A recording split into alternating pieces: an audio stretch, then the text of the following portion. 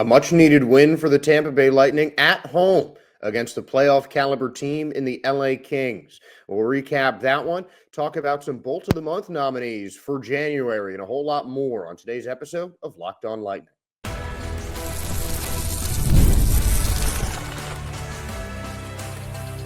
You're Locked On Lightning, your daily podcast on the Tampa Bay Lightning, part of the Locked On Podcast Network, your team every day.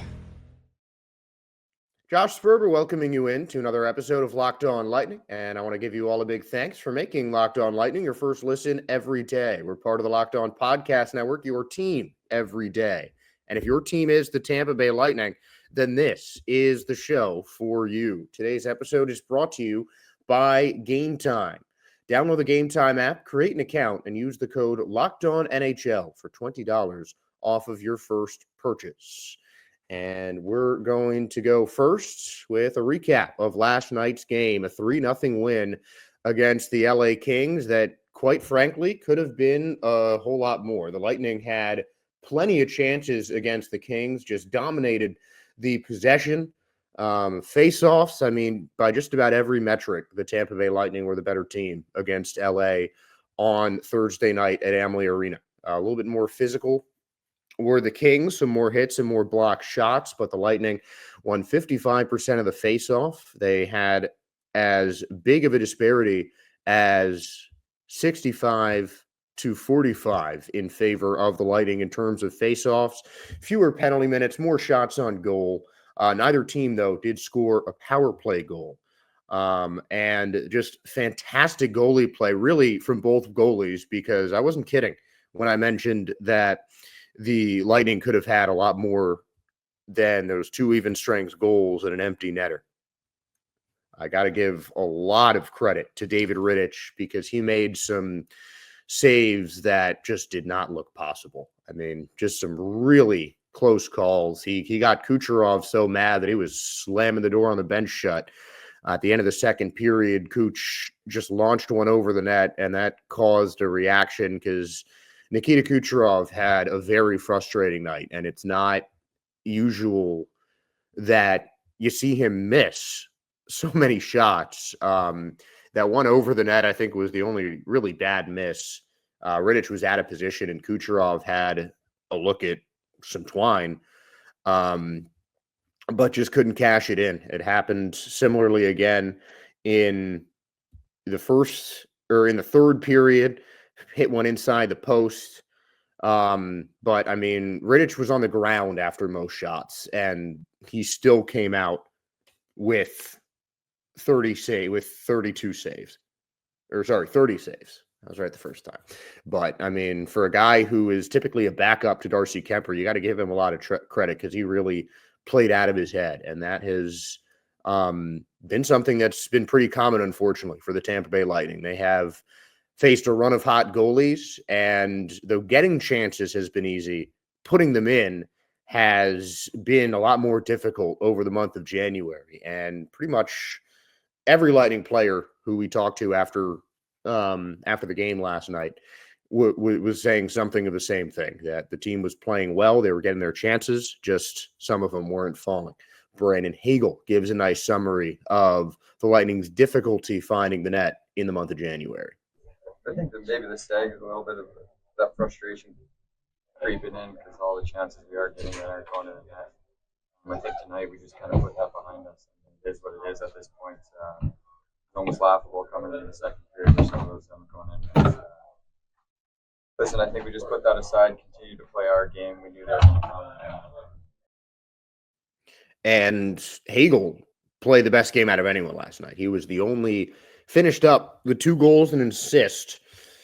And that first goal, he sped through the entire Kings defense to score. Second one off a rebound, but the assist was his most impressive scoring performance of the night. Empty netter or not, late in that third period, on a Kings power play, Hagel made a takeaway and just flung the puck up the net towards the empty net. It missed. Anthony Cirelli was there, And he was able to get the puck up and score his fourth shorthanded goal of the season, fourth in the NHL in that mark. And Cirelli and Hagel on the penalty kill is a lethal combination. That certainly showed again tonight. On that first goal from Brandon Hagel, though, Andrei Vasilevskiy got his 21st career assist, his first of the season, and that gives him an assist in each of his past 9 seasons. Vasi has played 11 seasons now, in his 11th season in the NHL, and other than his first 2 seasons, he now has an assist every year of his professional career. And Vasilevskiy is now tied with Jonathan Quick, currently the New York Rangers, for 26th all-time in goaltender assists. And is second among active players, tied with Quick, behind Marc-Andre Fleury, which will be a tie for Vasilevskiy if he gets one more assist. And goalie assists aren't something that come around a lot, and it is often a matter of circumstance. And in this case, it was just a quick pass. Then you find Hagel, and you're in, because Hagel was just lightning fast. Gonzalez getting his second assist of the season. He has really improved his play since his second call-up from the Syracuse Crunch. But, I mean, Brandon Hagel was absolutely the star of this game, and Andrei Vasilevskiy is someone that could certainly make an argument for that as well. He was utterly fantastic in the net. I mean, didn't have to make any crazy saves like Rittich may have, but I mean, Vasilevskiy was everything the Lightning could have hoped for. You would never have known that he missed Tuesday's game with an illness. He was just on top of everything in one of the better games he's played all season. And as I mentioned, he is now 26 all-time in goaltender assists.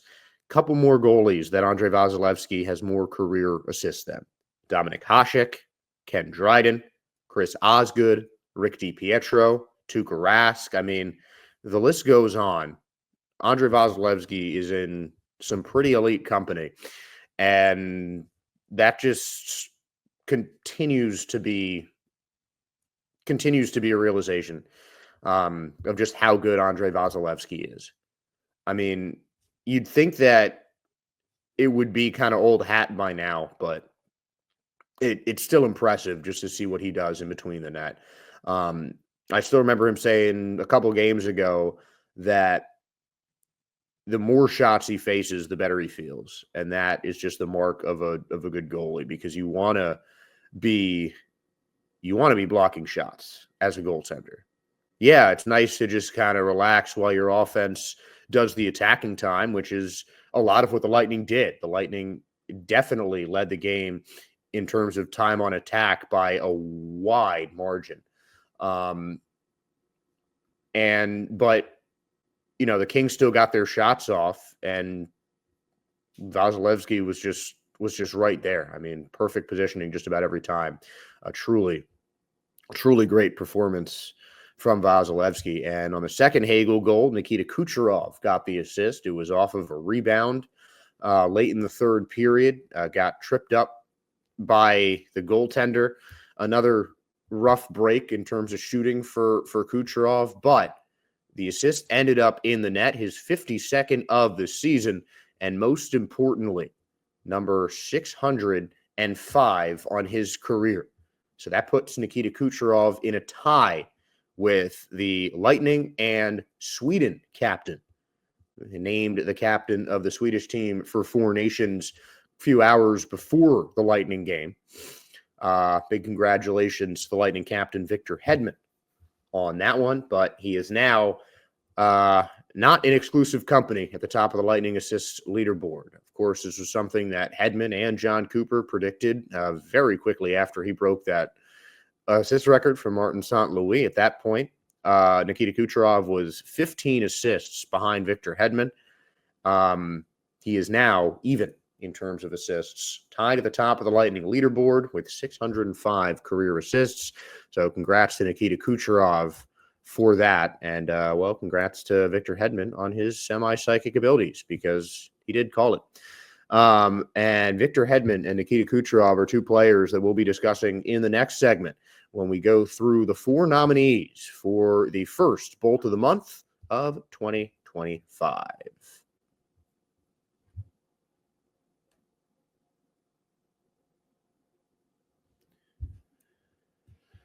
I remember the excitement and energy of the Bucks playoff game that I attended last year, and I'm looking forward to making new memories this season.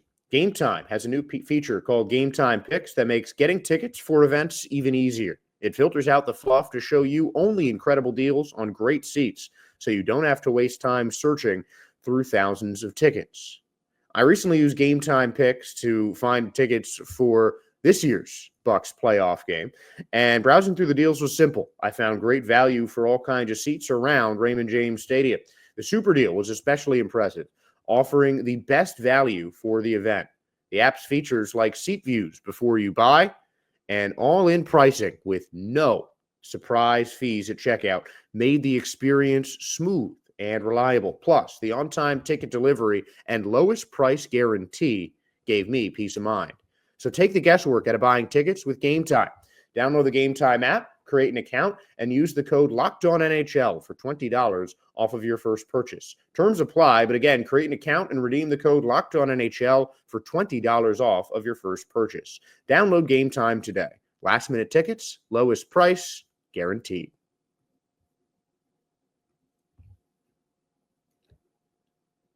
We have started a new tradition here on Locked On Lightning. We look at the stats at the end of every month and select the Bolt of the Month from the best Lightning players over the month of January. And I have a feeling I know who it's going to be for January, but we'll give you the four anyway. Nikita Kucherov, Jay Gensel, Brandon Hagel, and Victor Hedman. This month's nominees for Bolt of the Month. Feel free to vote on our X page at LO_Lightning. And while you're there, might as well give us a follow as well. We always appreciate the following on social media. So let's go through the month of January. And we're going to start with Brandon Hagel, who is the fourth nominee, the first Lightning player to play 50 games this season, along with Luke Glendening, Ryan McDonough, and Zemgus Girgensons. This was kind of a last-minute win. It was at the beginning of the game, really between Hagel and Braden Point. After the 2 goals and assists against the Kings, it was a no-brainer to pick Brandon Hagel as the other nominee, but his two-way abilities just continue to be so crucial for the Lightning. Even strength, penalty kill, it doesn't matter. Hagel is on at the most important times, and he often makes some of the most important plays for the Tampa Bay Lightning. That was certainly the case against the Kings, having a hand in all 3 Lightning goals, and his +3 in the win against Los Angeles helped him finish the month as the only Lightning forward, aside from Jack Finley, who played just 1 game in the month of January, to finish with a positive plus-minus. It was just Brandon Hagel and Eric Chernak who had +1s at the end of January, as did Declan Carlisle and Jack Finley, but they played a combined 3 games in the month of January. And Hagel continues to prove that he is one of the best two-way players in the NHL. He has gone on just an absolutely meteoric rise for the Tampa Bay Lightning and has just been so huge for the Bolts. It's been a tough month of January, 7-8-1 over the month. But it hasn't been a bad month of January. We've seen solid plays from the offensive and defensive side. We talked about the two-way ability of Hagel, but now we'll look at another Lightning's defenseman for our second Bolt of the Month nominee, and that is the captain, Victor Hedman. 3 goals and 9 assists over the month of January. All but one of his points came on even strength, and Hedman logged the most ice time of any Lightning player in the month of January as well. And the Lightning captain, whether or not he factors in on the score sheet, just continues to be just continues to prove himself a legend, really. It was his 1100th game of his NHL career, so a nice little bonus for Hedman, as he was also named the captain of Team Sweden for the Four Nations face-off ahead of morning skate. So Victor Hedman is always just so crucial to what the Lightning do. He helps on offense and is still one of the best defenders in the NHL. And I have not seen in my time watching hockey too many two-way defensemen like Victor Hedman that can do what he does with such effectiveness on both ends of the ice. Lightning assist leader, Lightning games leader. So many categories that he is factored in when it comes to the Lightning's all-time list. And just another really solid month. And it just seems like, hey, Hedman's one of these nominees every month. And I honestly don't see that changing. I mean, he's such a crucial player for the Lightning. He eats shifts.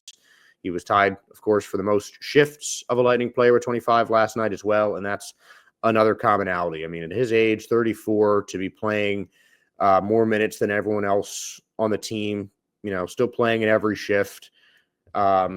Barely missing time. I mean, it's just been another example of the remarkable career of Victor Hedman. So he is another one of your nominees, as is Jake Guentzel, who quietly had a solid month, now 25 and 25 on the season. Same amount of points as Brandon Hagel, with 6 of his 13 points coming on the power play for Jake Guentzel. Did have a -6 over the month, but 13 points, still pretty solid for Guentzel. Also won 40% of his faceoffs. He's been taking faceoffs pretty sporadically, but is winning them at a pretty solid clip. So, Guentzel usually plays as a winger, but can play as a center. Obviously had to switch to wing, went on Sidney Crosby's line. But Guentzel, over his career, is winning 40% of his faceoffs and has won 47% of his faceoffs, and has won almost 50% of his faceoffs over the course of this season. But obviously, the goal and assist numbers are what really shine for Guentzel. 25 and 25, one of 4 Lightning players to reach 50 points before game number 50.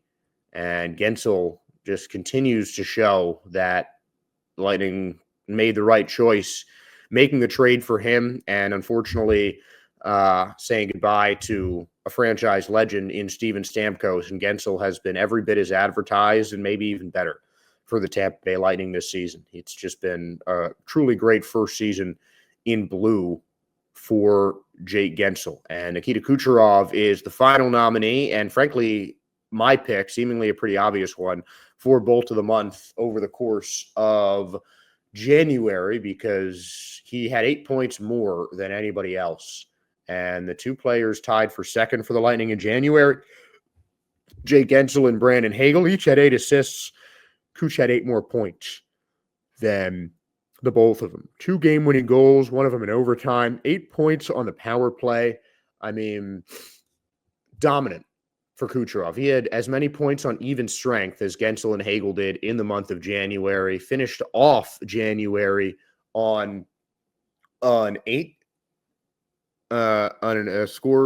scoring streak of 8 consecutive games at home, 14 points over his last 8 home games, 21 in 14 games in January. And he has put a number on the score sheet, whether it's a goal or an assist, in 13 of his last 14 games. 75 points on the season for Kucherov.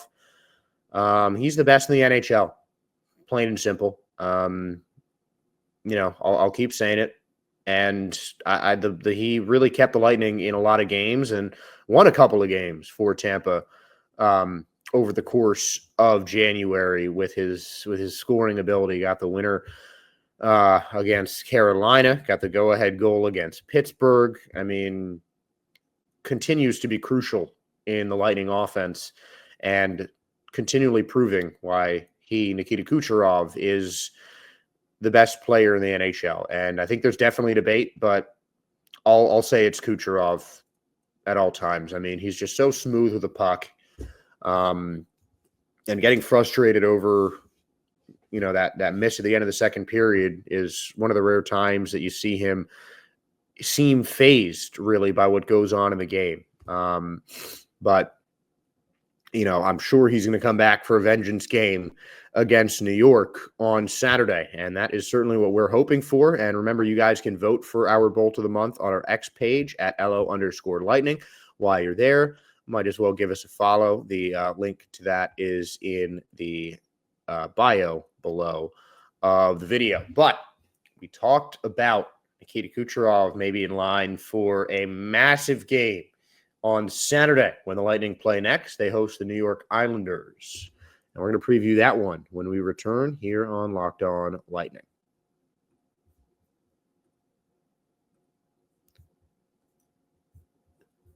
And the Tampa Bay Lightning will start the month of February against the New York Islanders, a team that is on the rise. They were in the Metropolitan Cellar for much of the season.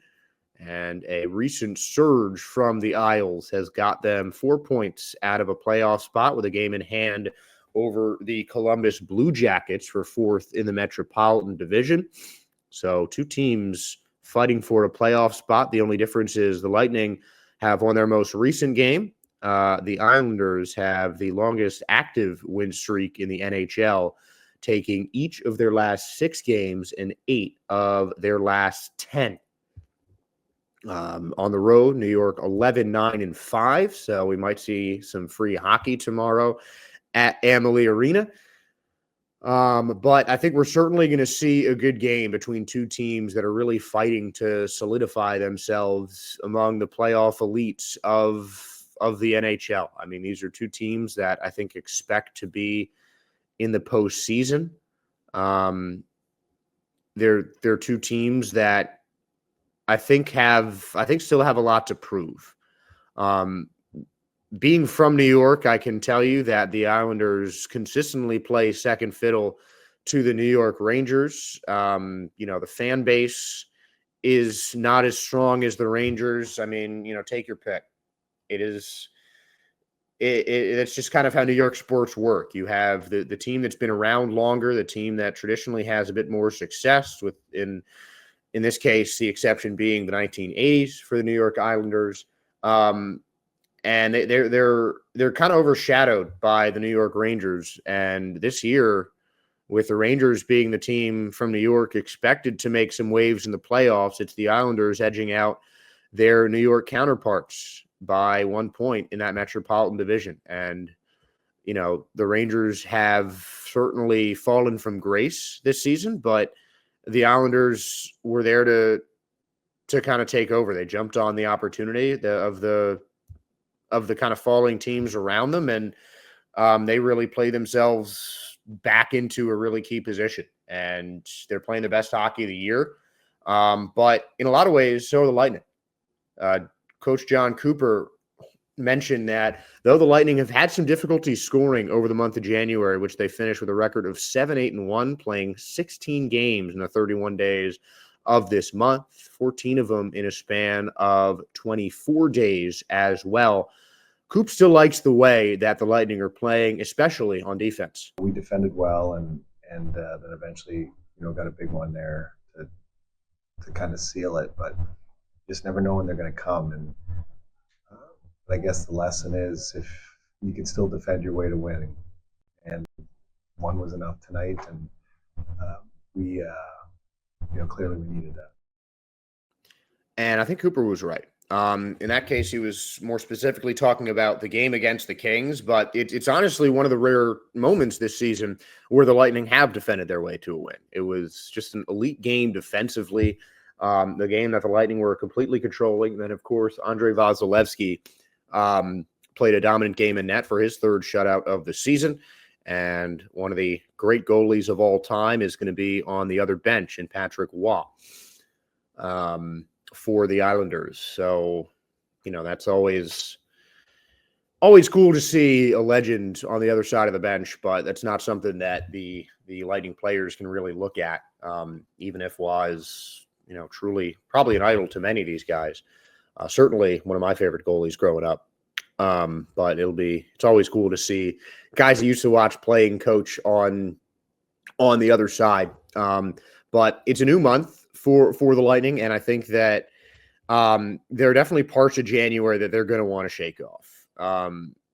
The goal struggles were something that honestly I couldn't even solve. Like, I'm watching these games. I'm seeing the Lightning take shots, usually just absolutely dominate on attack, get better shots than their opponent. I mean, even in the Kings game, Rittich ended up on the ground after just about every single Lightning shot. He looked a lot of the time he looked lost, but no matter what kind of weird yoga pose Rittich was doing on the ground, the puck just stayed out for the most part. And that has honestly been the case for the Lightning over the course of the month of January. I don't know if it's bad puck luck or what, but it's just been a difficult time scoring for the Lightning. And it's certainly something that the Bolts are going to need to improve if they want to get some of the big wins that are coming up on their schedule in the month of February. I think you look at the first 3 months of the season, and the scoring wasn't that difficult, and we were probably scoring more than we should have. And now, the month of January, and I would sit here and say the travel, the schedule, we played, what was it, like 14 games in 24 days and 3 different time zones, 10 on the road. And I would say fatigue probably played a part of it. But I did like the way we were playing. And we just, as I said earlier, we were probably scoring more than expected. And then we started scoring way below expected. But for the most part, the defensive side of our game was still fairly solid. And at some point, you just can't keep going on. You keep giving yourself the chances. Eventually, they're going to go in. And they didn't go in a ton tonight, but they went in enough. And hopefully that'll help us being at home here now, and maybe we can rest a bit more. And I mean, that could really just be it. Just a little sliver of momentum with those extra goals at the end of the game, boosting the Lightning a little bit. Now down to second in goals per game. But one stat continues to jump off the page for me, and that is the power play. The faceoff also plays a big role. You've got the leading team in terms of faceoff percentage in the league in the New York Islanders. The Lightning are down to 15th, but the Islanders are last and second to last in power play, a measly 11.7% effective on the power play, and just about 70% effective on the penalty kill, good for 31st. Lightning 5th and 10th in power play and penalty kill. So again, that power play is going to be crucial for Tampa. You win the special teams battle, you win the game. Plain and simple. Lightning got the shorthanded goal as the empty netter to seal it against LA and prove my point in a way. But the offense, the offense needs to find the net. I think the defense needs to just play the same kind of game that they played against the Kings, and the Lightning can win this one. Thursday's game against LA was one of the best defensive games I've seen the Lightning play all season. Whether it was the forwards making plays on defense, the guys in the back line doing their thing, even if you just want to base it on that one shorthanded goal with that incredible play from Brandon Hagel to end up sealing the win. By any metric, the Lightning played probably their best defensive game of the season against Los Angeles. And with the way that the Islanders have been playing lately, they might need some more of that against this New York team. We're likely to see Vasilevsky against Sorokin, but Semyon Varlamov is a very capable backup, a bit on the elder side, but he factored in for some games for the Washington Capitals over the last decade and is certainly a capable backup if it is not Sorokin in the net for New York. I think it's going to be a tough game, but I think the Lightning can snap Philly's win streak. Or not Philly, New York's win streak. I said Philly because 2 of the games in the win streak have been against the Philadelphia Flyers. The Islanders 2-1 against Philly over the month of January. I think they're going to be 0-1 against the Lightning in the month of February. They play New York once in each remaining month of the NHL season. I'm predicting a 3-1 win for Tampa over the Islanders on Saturday night. If you guys have a prediction you would like to share, feel free to DM us on X at LO_Lightning. While you're there, give us a follow and vote for your Bolt of the Month poll. And go Bolts. You can also put your prediction in the comments below. Until then, I want to say thank you for tuning in to another episode of Locked On Lightning and making Locked On Lightning your first listen every day.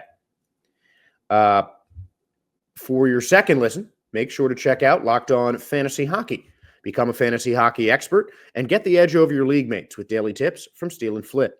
Find Locked On Fantasy Hockey on YouTube or wherever you listen to podcasts. And wherever that's the case, please give us a like, a follow, a subscribe, a download. Any way you can support, we really appreciate it. So thank you again for tuning in to another episode of Locked On Lightning. I'm Josh Sperber. Go Bolts and have a great weekend.